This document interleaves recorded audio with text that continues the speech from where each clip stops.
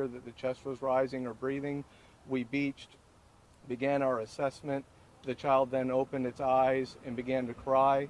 And at that time, we went ahead, secured the child with a personal flotation device, which was issued to the child but wasn't being worn at the time.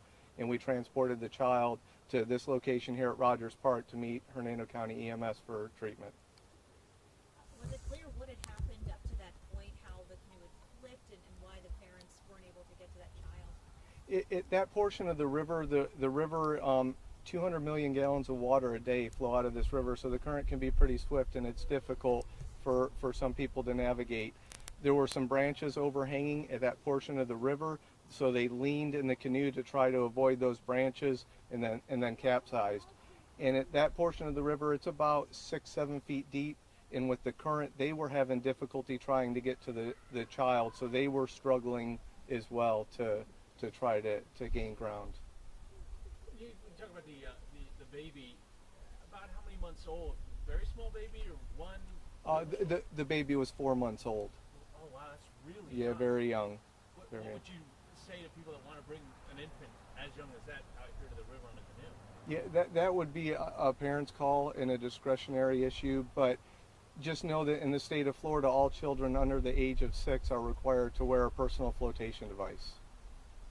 And what kind of went through your head when you saw the car seat in the water and you saw this child that needed help? What goes through your head at that moment? Okay, I'll let Deputy Burkhart, since he retrieved. Sure. Okay. It happened so fast. The whole situation kind of went through about 1 minute. So it was, baby, and then like Deputy Snell said, he jumped on his jet ski, and it was just instinct. I couldn't even tell you what was going through our heads. It was just one after another. So thankfully, I was able to get a hold of the car seat with the current. Even with a jet ski, personal watercraft, it's even hard to navigate that river with the current that it has on it. So it was a difficult task. Can you expand a little bit more on how difficult it is? Because you're reaching into the water. I'm guessing the canoe and the baby seat, all that's full of water. Was that heavy? Or The car seat was pretty heavy. The mom was frantic. She was trying to look for the baby. I was trying to locate, where the baby was. The area that the canoe flipped, it was like Deputy Snell said, 6-7 foot deep. So it was hard for the mom to tread water to try to get the car seat upright and into a position that we could grab it. And due to the language barrier, it made it that much more harder to try to communicate to her, because once the baby was on board with me, she was trying to get on the jet ski to make sure the baby was okay, which almost capsized the jet ski. So it was difficult. It's obviously much more difficult to deal with a 4-month-old versus an adult in this type of situation. When you were safely on the shore, what types of first aid were you giving to that child? It was new to me. I usually, babies cry. When I didn't see the baby cry or anything like that, a lot of things were running through my head. How far a river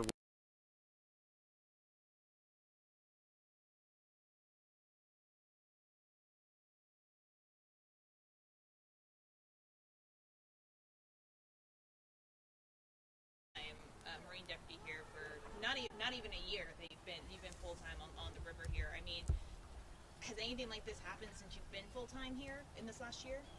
No, not. And I had worked 10 years on the river full-time, or out in the Gulf or the river. I was a Marine before, but so out of all those years, I've never had anything happen like this. And I was fortunate that they're allowing deputies to come out and shadow to train. So without Deputy Burkhart's help that day, this would have really been a huge issue for myself, even being just the full-time officer. And that we were beached at the area where this occurred. It's just a blessing. Everything worked out. It was fortunate that he was with me, that it occurred where it did. We were together, and like we said, we did it without thinking. We just jumped on the one ski, shot across, so we're very fortunate. how much does adrenaline training, all that take place? Like you said, you didn't think of a lot. It was just action. How much of that takes place? You can't describe it. Anytime in that situation, there's no way to describe. There's no words to put to what adrenaline goes through your head. Afterwards, you kind of look back and you think about what you did, and you're proud of yourself. There's no words for it at all.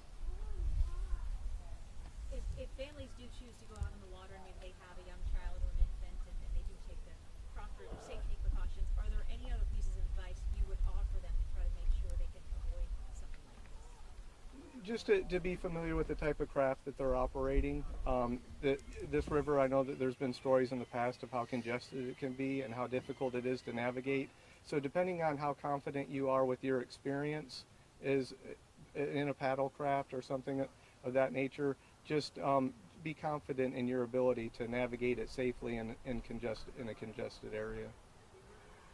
You guys met with the couple or the family at all since all this happened, or are you planning to? We haven't. We've done updates and follow-ups just on the child's care because our biggest concern was the safety of the child and following up, but we have not spoken to the parents.